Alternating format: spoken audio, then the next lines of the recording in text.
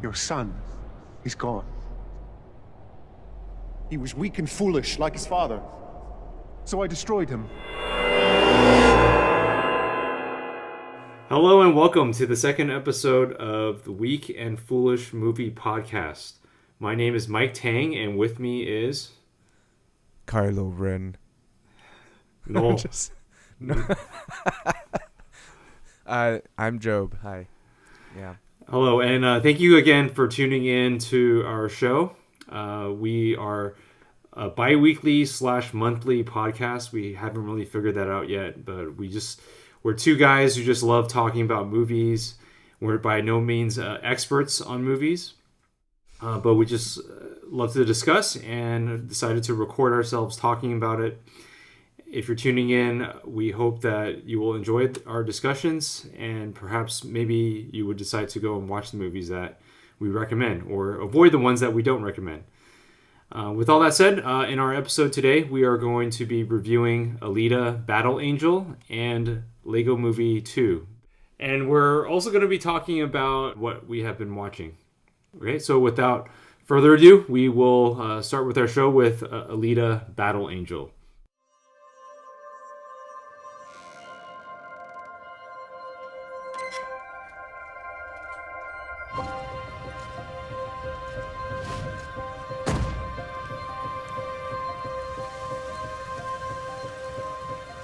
Does it bother you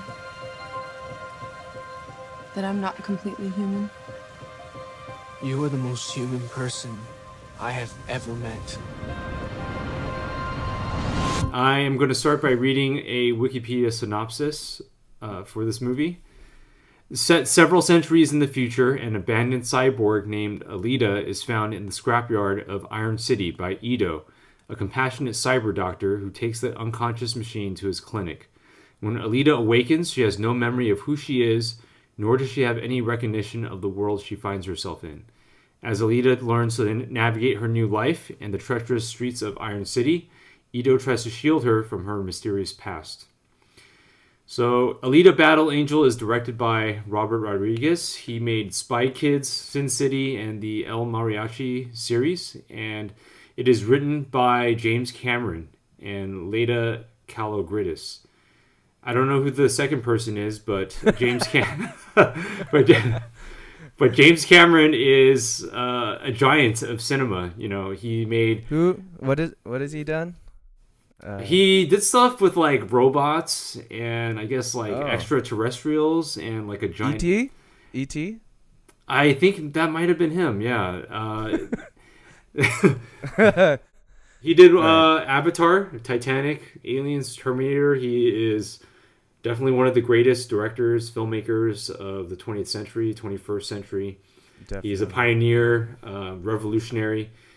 He produced and wrote this movie, and it's been like a passion project of his. He's been developing it since the year 2000, and he wanted to direct it, but it was delayed for many years because he was focusing on different projects, and he ended up making Avatar instead of Alita. And so eventually he was so caught up with the Avatar world that he passed the director's chair on to Robert Rodriguez, who is a very good director in his own right. We're going to first approach this movie by talking about just generally what we liked about it and what we didn't like about it without any spoilers. So we're going to start with our non-spoiler review. Job, do you want to, since I've been talking all this time, do you want to start by giving us some of your thoughts and impressions on Alita? Sure, yeah. Well, I went in not really knowing what to expect.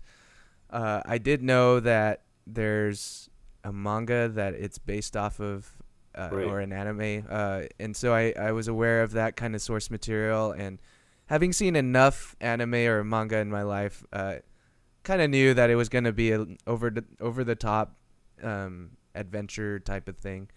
And I came away having actually had a really great time. I enjoyed the action. It felt inventive. It didn't feel as by the numbers as other movies like anything from the Transformers series pre Bumblebee.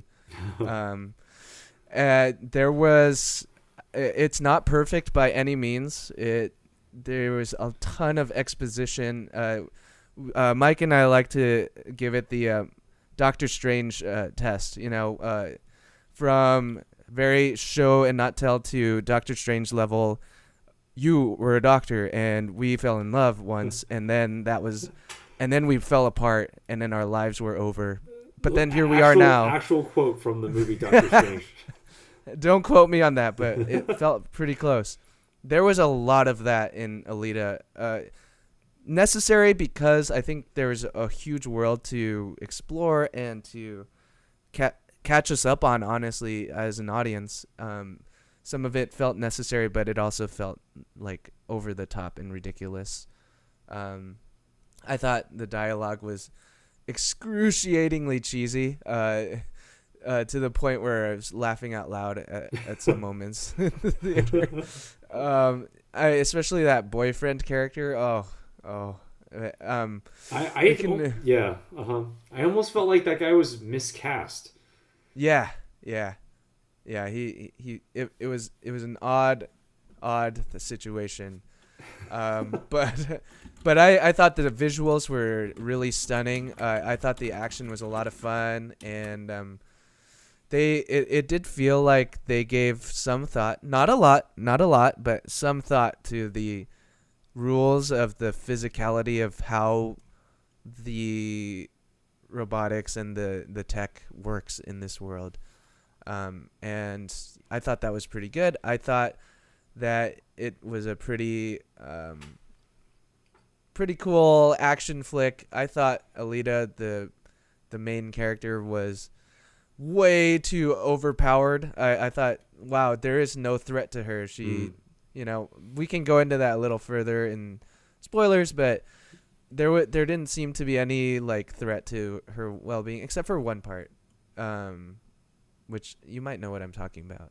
But, another note is the character motivations felt a little muddy. I wasn't sure what people were aiming for in this movie, and also, does Jennifer Connelly have teleportation abilities? Or she seems to appear from one side of the city to the other within 5 minutes. It was kind of interesting. I don't know if that was intentional or I don't know, but it was weird. She seemed to be in the right place at the right time. It's almost as if like they made the movie and then when they assembled it, they watched it and then they were like, that doesn't. How did she end up here? Yeah. They're like, well. It's too late now. Oh well, yeah. We don't want to spend too much on the reshoots to make sense of this. Yeah, I mean, anytime Jennifer Connelly's on the screen, thank you for doing that movie. But yeah, it was weird. She kind of seemed to appear out of nowhere a lot more than you would think. Yeah, so I guess it's not enough that Jennifer Connelly appears on screen. It has to make sense why she's there. Oh no, not always. I would agree with you a lot on a lot of things that you said. I do think the world is very interesting. There's a floating city of Zalem, which is where all the rich people and high society people live. And then below it is the junkyard Iron City, where all the poor people and all the interesting rusty looking mechanical robots and cyborgs are where they dwell. I as I was watching this, I felt like it was very similar to what we saw in Elysium, that movie with Matt Damon, directed by Neil Blomkamp. Yes. It's kind of similar premise in terms of the world. I thought they're trying to get somewhere. Yeah. Yeah, right, exactly. Like everyone's looking up. They all want to go to where all the rich people are. This felt so much more watchable than that one, though. True. Yeah. Okay, let's talk about the special effects. Yes. Because, yeah. So the movie used motion capture technology like the Planet of the Apes movies with Andy Serkis and with Snoke in The Force Awakens, where the actor wears like a very tight suit with like these bubble dots on them, and it allows the computers to track their motion and even their facial performance. But unlike Planet of the Apes, the mocap in Alita wasn't an animal or some kind of creature. It was a very human-like figure. So Yes. it had to look like a human and like a robot at the same time. So I think this endeavor was very tricky to pull off. What did you think about Alita as a CGI character? Did you buy it? Did it look weird to you? Was it kind of like the uncanny valley thing where it looks too real that something wrong with it? Like Leia in Rogue One? Or was it like Rachel in Blade Runner 2049? Oh man, the pinnacle so far it was Rachel and Blade Runner. So when we first saw these trailers, I was like really shocked at how weird it looked, how weird the character of Alita looked. And yeah, knowing that going in, I was expecting a little bit of that uncanny valley brain thing that our human minds play on us. But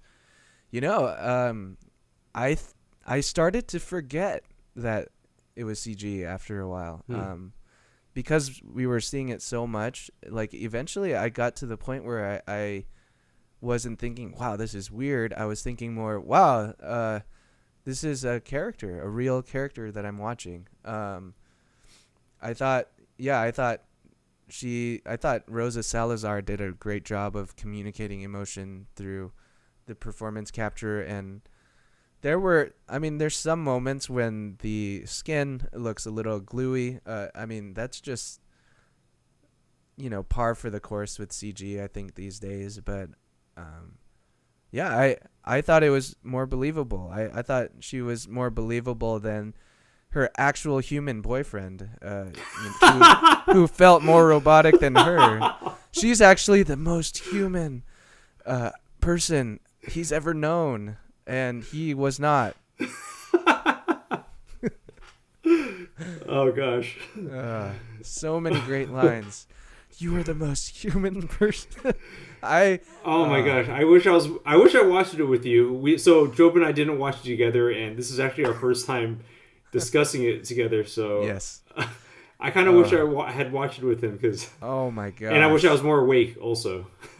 I was prepared for that line too because it's in one of those trailers. Mm-hmm. But when I heard it, I couldn't contain myself. The sheer joy of how wonderful that line is, and the delivery. Oh, it's just perfect.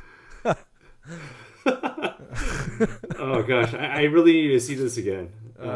I feel like we both watched two different movies. Yeah, it feels like it. I didn't experience the full force of the cheesiness of Alita. Man. I could have made a pizza with the amount of cheese. Wow, that is a lot of cheese. All right.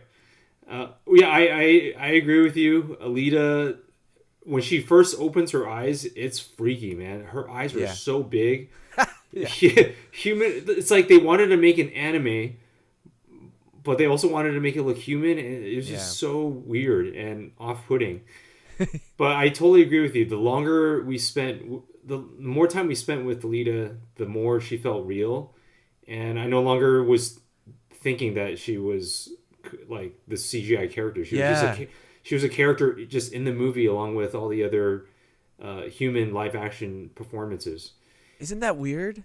Yeah, it is, and I think maybe they're onto something. I think that's what drew James Cameron and Robert Rodriguez to this project.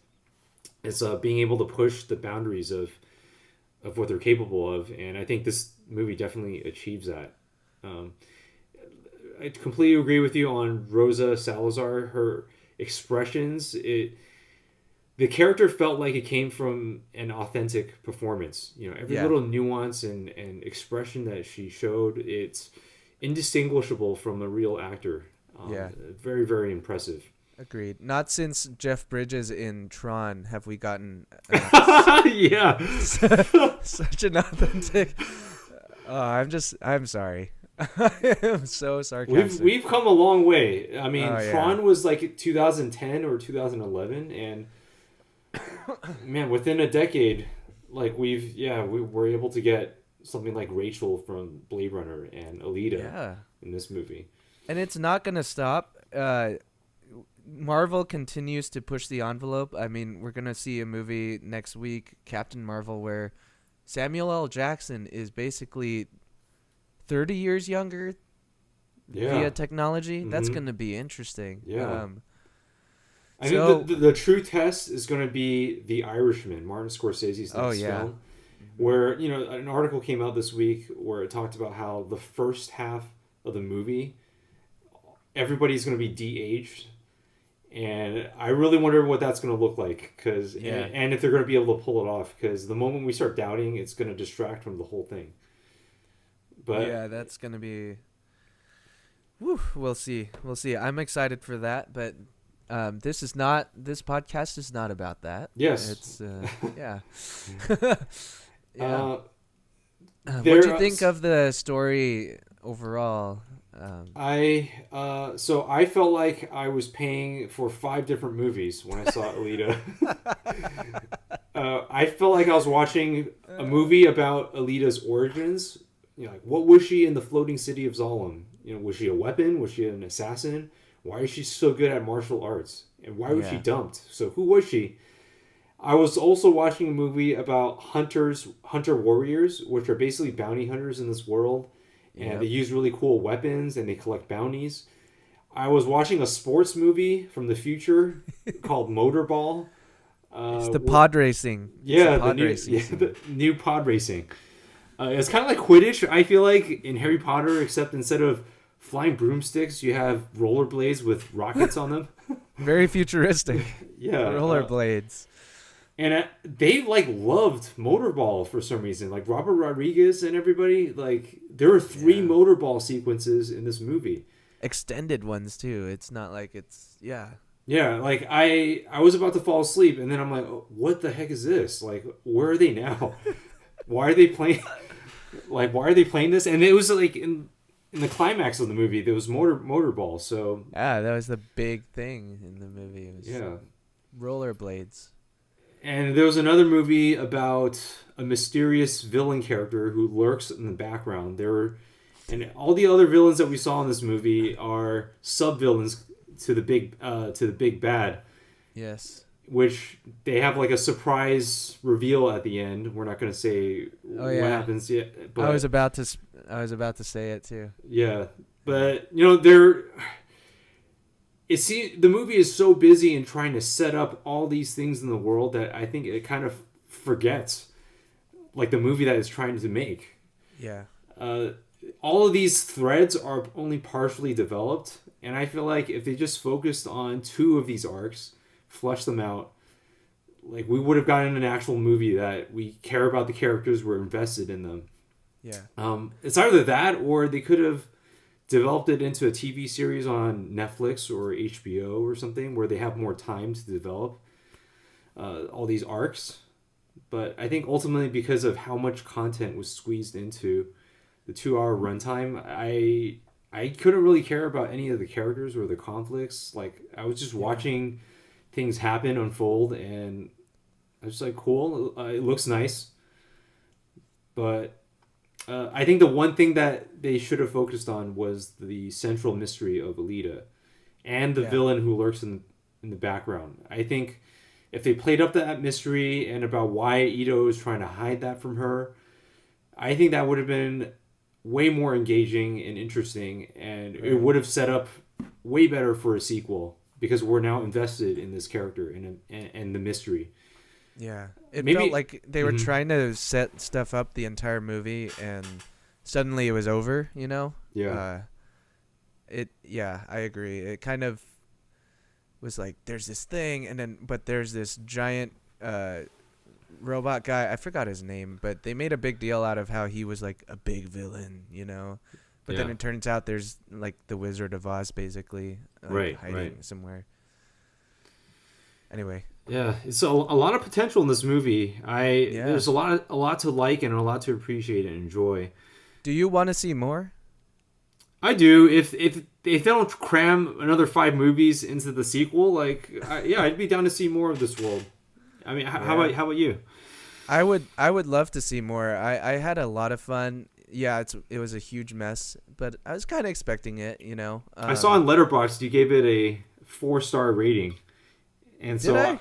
yeah. So Oh. I actually, as I was listening to you explain your thoughts on it, I was like, wow, it doesn't sound like you think of it as a 4-star movie. 4 out of 5 stars. That was my very first impressions. I think I had such a great time listening to the boyfriend character. I was just enthralled. So I gave it a 4 out of 5 star rating. You know, one of the categories this movie is filed under in like IMDb or Fandango or whatever is romantic. Interesting. Which I felt like they were trying for. So there, you can add that to the list of the movies you saw in this one movie. Yeah. A romance, you know, teenage romance.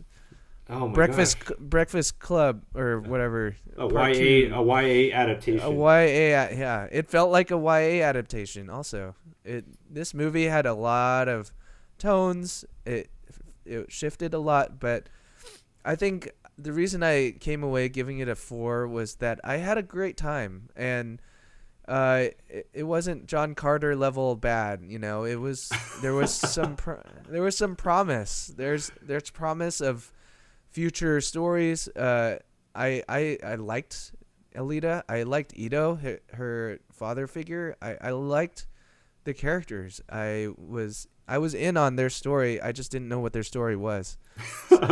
So is that weird? I don't know. That's kind of how I feel about it overall. One more question before we get into spoilers. Oh yeah.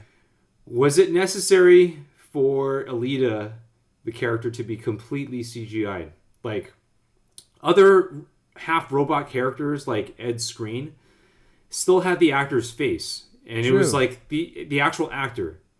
And I watched some behind the scenes interviews and videos of this movie, and Rosa Salazar looks like Alita. She has big eyes, not as big as Alita herself, but she does have very big eyes. She looks like a normal person. So, was it necessary for this character to be CGI'd? What do you think?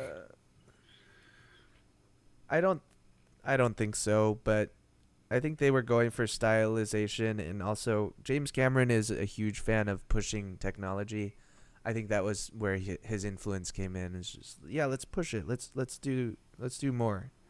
I see. So just purely from a technical standpoint, it's worth it to just go for something like this, where maybe it's not necessary. Yeah, it doesn't do anything for the story really, but I think it's a hook for people. It's like, oh wow, look at this technology. Look at how far we've come. That's a big part of the conversation around this story, I think. And yeah, I don't think it was necessary, but I'm not too upset about it. I think it was fine. No one else has eyes that big, which is weird. Yeah. Everyone else has normal size eyes. I don't know how everyone in that world just looked at her and was like, "You're a normal person." Like, you know what? They could have played out the mystery of that. Like maybe in Zalem, everyone has big eyes. They not only modify these. Oh, robots, they have eyes. Yeah, they have eyes. What if they all have super huge eyes like her, and that's just like a thing? Like this is what people from Zalem look like. Yeah, that would have helped a little bit. But yeah, it. I don't know. Yeah, I'm looking at pictures of her like in comparison to her character, and yeah, I could see it. I think maybe it's because we just watched the whole movie, but she's not Alita without the CGI at this point. I don't know. There's still a difference, in my opinion. Yeah. I see. Yeah, I'm not quite sure, but I think I'm okay with the fact that they CGI'd her. I think I think I agree with you, like what you said about them wanting to push the envelope to see what's possible in a film. And I think in that sense they succeeded, and I think the endeavor was worth it, even though maybe it wasn't completely necessary. Yeah, I think so too. There were some things in this movie that, the way Christoph Waltz interact with interacted with her that we kind of take for granted, but it's kind of impressive. When he's wiping the tear from her cheek when they first talk. That's crazy. That's CGI and a real human interacting in a way that didn't look fake. It looked natural. I almost didn't think about it until I was like, wait a minute. Like, he just wiped a fake tear, and I believed it. I completely believed it. So I think they did a really good job. I think if James Cameron and Robert Rodriguez set out to break new ground in CGI, I think they did it here. I really do. It's just, I don't think it's going to get the massive box office to really be remembered as a seminal work in this regard, which is unfortunate, but it also is not a great film. So, yeah. So currently, as of today, February 28th, it has a worldwide gross of $286 million against a reported budget of $170 million without factoring marketing costs. Oh, yeah. It's going to maybe barely break even, maybe. It did open big in China. The opening weekend was 63. China. Yes, China! Please keep these blockbusters alive. Except for stop watching Transformers movies, for goodness sake. Oh, gosh. No, dude, we need Bumblebee was so good. Bumblebee was good. Yeah, we need more Transformers movies like Bumblebee. So I take that back. China, keep watching everything. Just watch Bumblebee. Yes. Yeah, stay away from the Bay Transformers. Yeah, but the China box office keeps a lot of these franchises afloat, or potential franchises, and hopefully, it'll do really well there. We're gonna get more Terminator movies thanks to China. So there you go. Thank you. Thanks, China. Okay, so shall we dive into spoilers now? Yes. All right, so the main problem with this movie is that they try to set up for sequels when they haven't even made a quality first film. And what I mean by that is, at the end, we find out who that mysterious villain is lurking behind the scenes.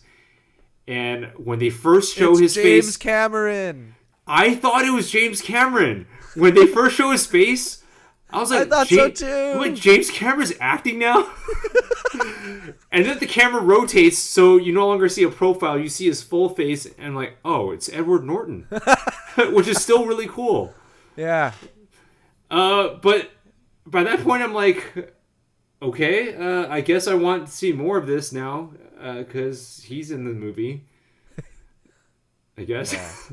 Yeah, I guess. Yeah. They just needed to concentrate on proper storytelling and character writing. They should have focused on those threads. I think they should have just cut out Motorball completely. Like, maybe show it in the background, allude to that this is something that's in the world. But I think that took up a good 15, 20 minutes of the running time, right? Yeah. So if you had cut out Motorball, we would have way more time to spend with fleshing out these mysteries. And Alita, I think a great person to approach this project would have been J.J. Abrams, because he's really into the mystery box and about playing with our feelings and about enticing us with questions that we want answers to. I think he would have been the perfect choice to make this film. Interesting. Or at least help co-write it or something. Yeah. Yeah, if there's one thing J.J. Abrams does well, it's mystery. I kind of agree. Either don't show this guy at all, or like have a smaller villain for the whole movie to be the main villain of this film. I didn't like that they set up this big bad and didn't show him until the very end. This isn't Luke Skywalker. Like, we don't know who this guy is. Yeah. Don't save him, bring him into the story if this is what you're going to do, or save it for the next film. Is my opinion. I really hate when films kind of go like, At the very end of the movie, they're like, we're gonna have a sequel, so come back in 2 years. I really don't like that. Just make it stand alone first, Right. and then tie it in. There's ways to tie in movies. That isn't completely like, we're gonna make 3 more of these if you watch this one, but if you don't, then we won't have anything after. So, question for you. Do you think all the story problems with this film is because of studio interference? Because I'm asking because James Cameron is one of the greatest filmmakers, writers, directors of all time. Yeah. And I just feel like this felt like Batman vs Superman, or not to that level, Yeah. but they're just really trying to cram in a lot of stuff. And we all know, I think it's well publicized, there was a lot of studio interference with that movie, and Zack Snyder was not able to make the film, I think, that he wanted to make. And I feel like with this film, I mean, James Cameron's been wanting to make it for 10 plus years. So, I mean, I don't know, what do you think? Do you think this is a studio problem behind the scenes that led to the uneven storytelling? Or do you think this is just James Cameron trying to cram as much material that he loved from the manga into this movie? Yeah, I'm not as familiar with how this developed, but it did feel kind of, we got to make sure we cram everything in. I don't know if that's the studio. I don't know if that's Jim Cameron realizing, oh my gosh, I'm making 20 more Avatar movies. I don't have time. I need to put everything in this one. I don't know. But whatever it was, it just didn't feel like a cohesive story. It felt like too many different things all at once. I just want to share that as I was thinking about this movie, I think the best film that they should have looked at to draw inspiration from in terms of how to tell this story is The Matrix, because The Matrix is another film that pushed the boundaries of technology further, like way past what it was in 1999. And I actually, Matrix is my all-time favorite film. The Matrix spent the first hour and a half world building. It established rules, it established the characters, it established the drama of trying to find the one. It spends a lot of time explaining all that stuff, but we're engaged in the world. And then it starts to have fun with its premise. Then it starts to bring in the conflict. And then we have the characters and their arcs take place in the last hour. Yeah.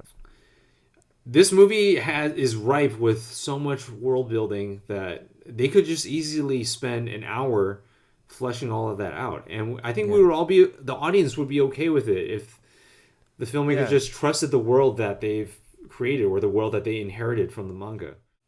Another note on The Matrix, I think it's an entirely self-contained film that resolves all of its story and character arcs by its conclusion. But it also leaves things open-ended for more stories, right?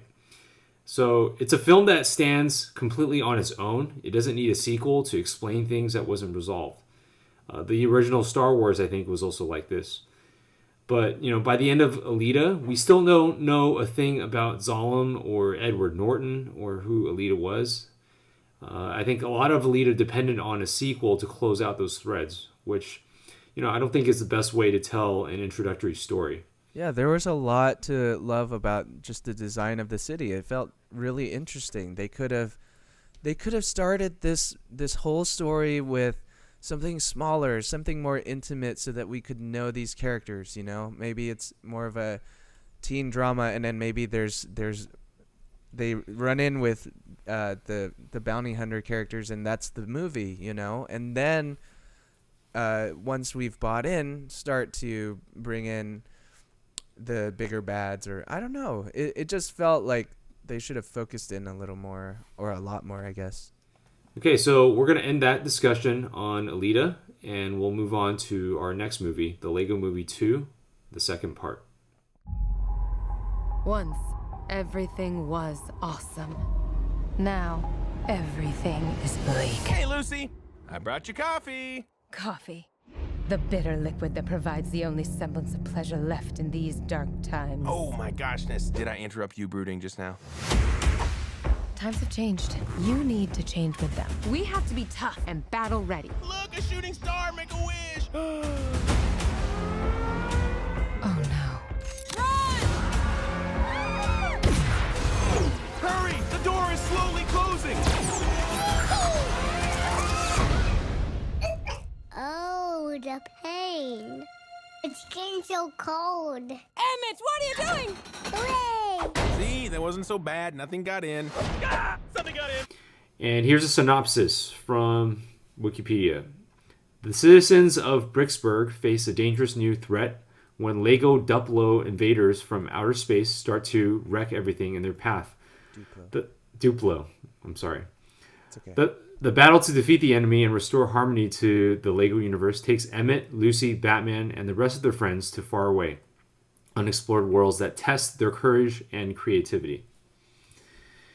Job Ang, tell us your impressions, your non-spoiler impressions of Lego Movie 2. Yeah, I'm a huge Lego fan. I grew up building these things, so this is always a treat. Lego Movie 1 was a lot of fun. I didn't like it as much as everyone in the whole world did, but it was still a lot of good times. This one I liked a lot more. It felt more meaningful to me. It was more refreshing. Bringing in the Duplo blocks and other Lego brands was a lot of fun.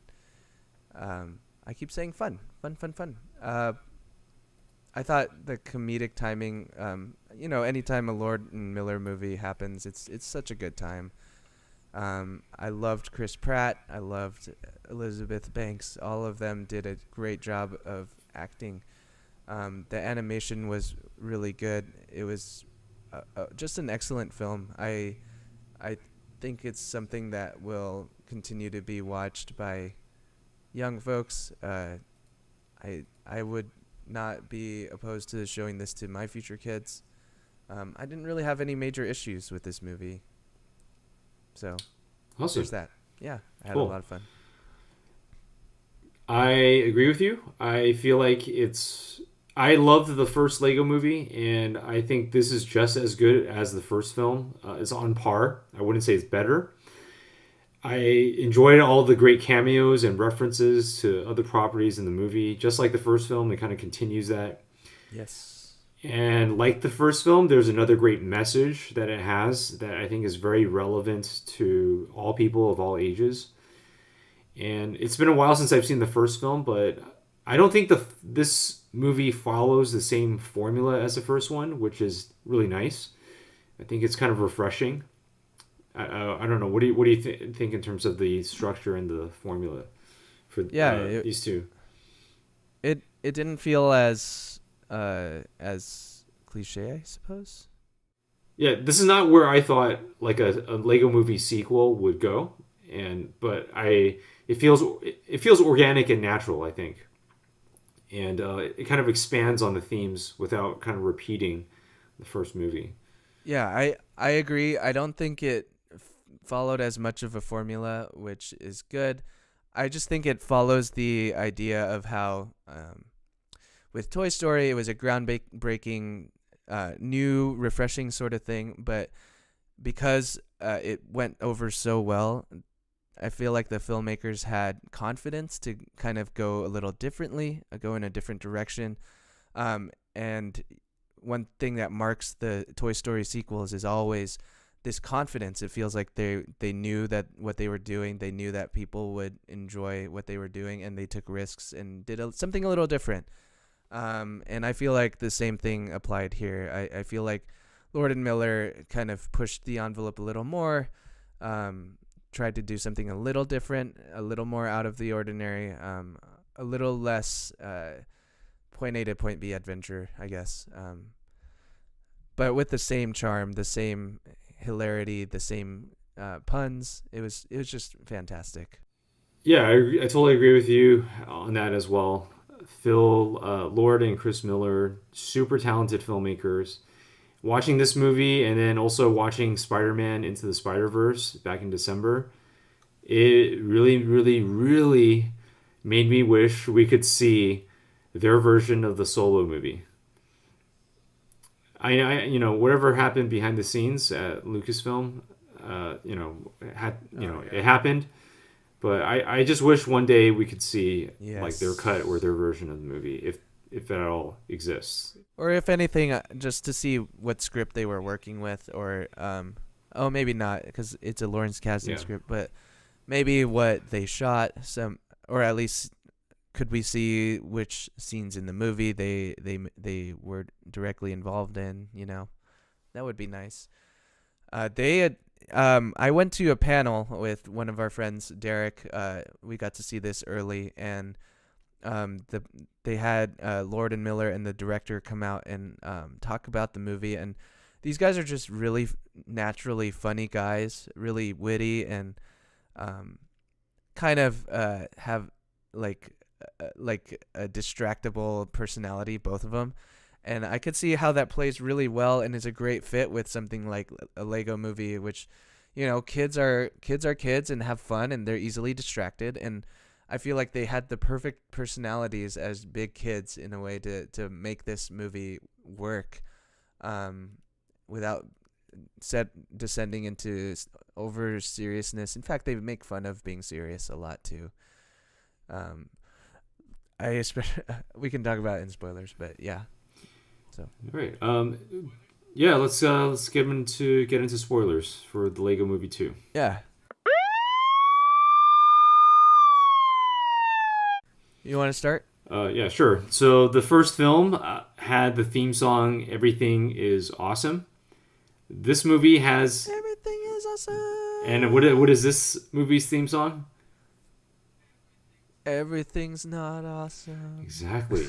Yeah, I mean, the first movie came out in 2014. It's been 5 years, and if you recall from the first movie, the movie takes place entirely in this Lego world, and in the third act of the film, it switches to live action, and we realize the story that we've been witnessing and unfolding before us is actually a story that's just it's a little boy playing with his Legos and crafting this story that's kind of a parallel of his life and his relationship with his dad, played by Will Ferrell. This movie takes place 5 years later, and the kid who we saw in the first movie is now 5 years older. That's right. And so in the Lego world, we see the content of his story arcs become more dark and gritty and grounded. Emmett's love interest, Lucy, urges him to get more serious and brood. There's an entire sequence about that. That's really funny. And she's urging him to abandon the everything is awesome mindset. And Emmett's journey in this movie, his whole arc has to do with kind of shedding that mindset of, everything's just great and awesome and good and pure. And it gets more and more dark and pessimistic. Yeah. The point of this movie, which I think was very endearing, was how it supports the good and innocent nature of Emmett and how he views the world. Even though we grow older and more mature, like the main character, we shouldn't conflate that with seriousness and brooding and darkness. And I think the Lego Movie 2 is just arguing that we embrace and also hold on to the purity and goodness from childhood. And I found that to be very encouraging because so many movies these days are dark and serious, and they kind of grounded in reality. Yeah, I liked that.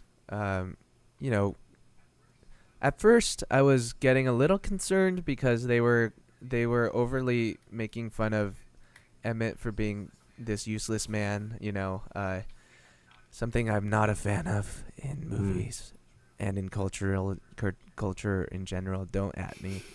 but I think they resolved it really meaningfully and tastefully in that he is who he is, and it's awesome. Like, not intended there, but how he being himself is what made everything work and come together in the first film. And you don't have to change who you are to become something you're not.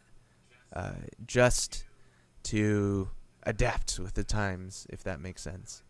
I like that a lot. I really liked Chris Pratt in this film, not only because of he's Emmett really well, but he's also Rex Dangervest, the guy who he ends up being. Can we talk about how awesome it is they incorporated time travel into this story? Yeah, Wow. and how he started to disappear at the end. Yes, very Back to the Yeah. Future. He took technology from Back to the Future, Terminator, Hot Tub Time Machine, and Doctor Who. Yes. So Yes. Yeah, that was great. I laughed out loud at the hot tub reference. That was great. That's kind of like no one remembers or cares very much about that movie, but everyone remembers it when you reference it. And it's great. It's so good. And I thought it was funny that Rex Dangervest, who's, Chris Pratt plays, has a bunch of raptors with him.